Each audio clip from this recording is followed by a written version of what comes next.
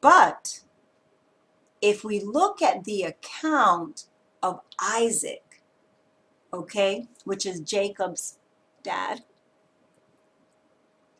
Isaac married Rebekah, okay? And the scripture says that he took Rebekah and she became his wife and he loved her, okay? You see that? Isaac took Rebekah. She became his wife. And the scripture says, and he loved her. Not only did Isaac have only one wife, y'all. We got Adam had one wife. Moses had one wife. Joseph had one wife. The 12 patriarchs all had only one wife, with the exception of one or two, arguably, I believe. So monogamy was also very prevalent in the Old Testament, just like polygamy, okay? Now, what are we talking about here, sisters? We're talking about love, okay? We're talking about love. It is clear that a man can only love one woman. He can only love one wife, all right? So, though some assemblies are trying to convince the sisters that marriage is not about love, okay? But that it's more like a business partnership or like a business relationship, all right? We'll look at the biblical perspective pertaining to this matter. Now, does the Bible support this concept that marriage is not about love, but it's about some kind of an arrangement? The book of Ephesians explains to us, if you look at Ephesians 5 and 25 to 33, it says, husbands, love your wives as Christ loved the church. Now, that's not to say as like one husband, love your many wives. That's not what the scripture says. It says husbands, as many husbands as I'm talking to, love your wife. Each one of you, love your wife. So husbands, love your wives. Each one husband that I'm talking to, love your wife. Okay? Husbands, love your wives as Christ loved the church. Even as the church is one entity, Christ is one man. One man, love one church. Christ loved the church. He gave himself up for her, that he might sanctify her, having cleansed her by the washing of water with the word, so that he might present the church to himself in splendor, without spot or wrinkle or any such thing, that she might be holy, okay, which is what? Set apart, all right, and without blemish, meaning she's not going to have, animosity in her heart, or a disposition in her heart. She's not going to have hatred or malice in her heart, or jealousy in her heart. It says, in the same way, husbands should love their wives as their own bodies. He who loves his wife loves himself. So now, husbands, if you love your wife, right? Like you love your own body, you are not going to force her into a situation or try to talk her into a situation that she doesn't find favorable. Why? Because you don't want nobody doing that to you, right? If she doesn't want to be put in a certain type of a situation, you're not going to put her in that situation. Why? Because you love her like you love yourself. And you know you wouldn't want to be put into that situation. Okay? The scripture continues to say in Ephesians chapter 5, he who loves his wife loves himself.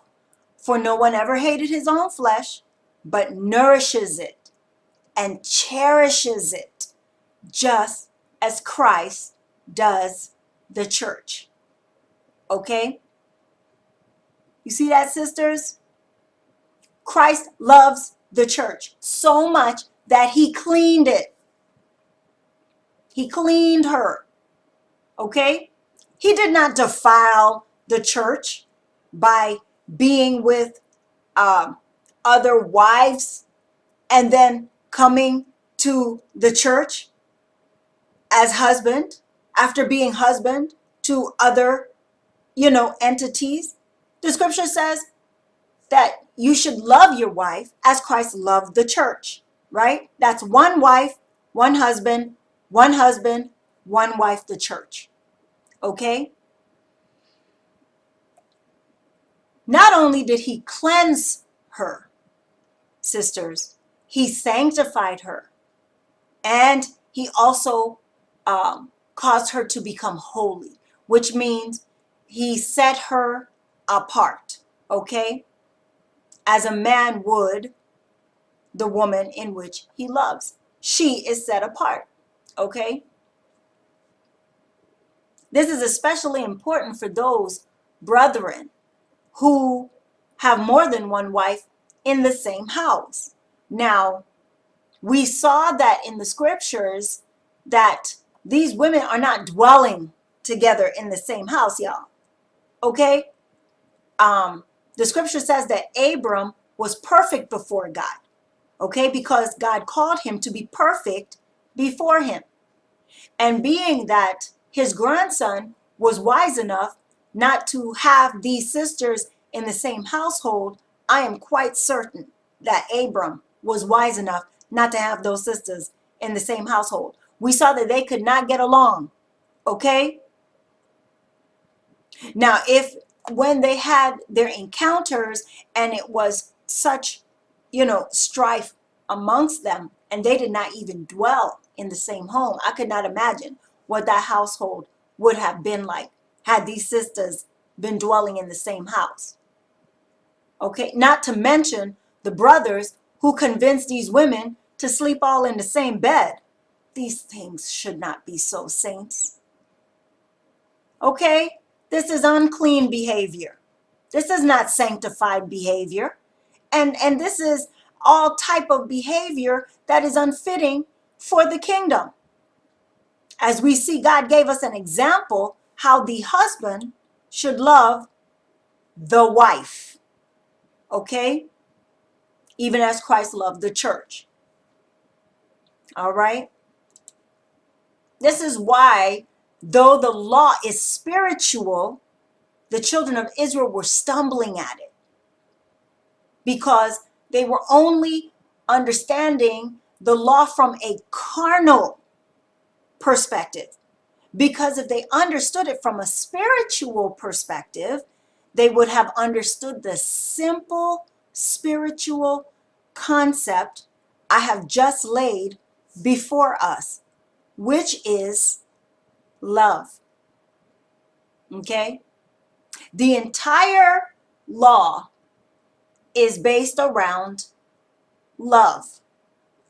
Love is the key concept of the entire scriptures, of the entire law. Okay? It rests on the law of love. Now, let's take a look at us today. Okay? Today, there are still brethren, when they read the books of Moses, they still have that same veil, okay, that is upon their hearts. Nevertheless, okay, as in the book of 2 Corinthians 3 and 15 says, if they should turn to the Lord, that veil can be taken away. Now, the Lord is that Spirit, and where the Spirit of the Lord is, there is liberty. So, the veil that is upon the hearts of men that caused them to read the law, the Torah, with a veil upon their faces, are looking at the law from a physical standpoint and not from a spiritual standpoint. Okay? How do I know that? Because when Jesus came, he specifically said to the brethren that were questioning him pertaining to marriage, he said, have you not read that he which made them in the beginning, this is in the book of Matthew now, he said, he which made them in the beginning made them male and female. And he said, for this cause shall a man leave his father and his mother, and shall cleave unto his wife, and they twain shall become one flesh. You see that? Wherefore, there are no more twain, but one flesh. What therefore God has joined together, let not man put asunder. Okay? Now,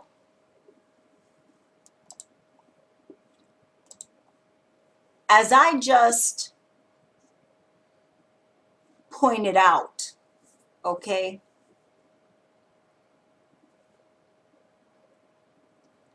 it is important to understand that we are not to look at the scriptures through a carnal perspective, or else we're going to miss the spiritual concept that is hidden in that particular law. Okay? Now, when someone like myself brings a scripture such as this to prove a particular understanding of a scripture that has completely been taken out of context, being that we are talking to Yeshua, Jesus Christ, who is the law, okay? Those who are reading from the books of Moses with that same veil over their eyes will redirect us from Christ, who is the law, okay? Because remember, in the book of John 1 and 1, the scripture says that in the beginning was the Word, and the Word was with God, and the Word was God, and the Word, it says, was made flesh and dwelt amongst us. So now we're getting this information from the Word itself, okay? From the law, okay?